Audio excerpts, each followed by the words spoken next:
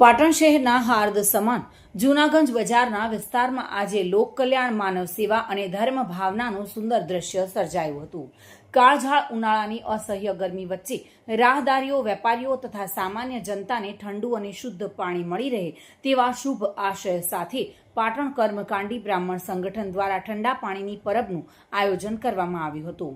આ સેવાકીય આયોજન પાટણ નગરપાલિકાના વોર્ડ નંબર 8માંથી ચૂંટાયેલા જાગૃત અને લોકપ્રિય નગરપાલિકાના સભ્ય માનસીબેન ત્રિવેદીના માર્ગદર્શન હેઠળ પાટણ કર્મકાંડી બ્રાહ્મણ સંગઠનના પ્રમુખ એવા કનુભાઈ શુક્લના ઉપક્રમે કરવામાં આવ્યું હતું.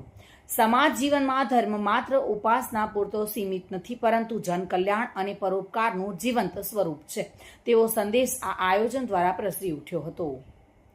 જો કે આ પ્રસંગે પાટણના સુપ્રસિદ્ધ જગન્નાથજી મંદિર ટ્રસ્ટના ટ્રસ્ટી પિયુષભાઈ આચાર્યના વરદ હસ્તે પાણીની પરબનું ઉદ્ઘાટન કરવામાં આવ્યું હતું અને ઉદ્ઘાટન સમયે ઉપસ્થિત કર્મકાંડી બ્રાહ્મણો દ્વારા વૈદિક મંત્રોચ્ચાર અને મંગલ ધ્વનિ કરવામાં આવતા સમગ્ર વાતાવરણ આધ્યાત્મિક ભાવનાથી ગુંજી ઉઠ્યું હતું. હેતલ પંચાલ સાથે bureau report, today Gujarati news.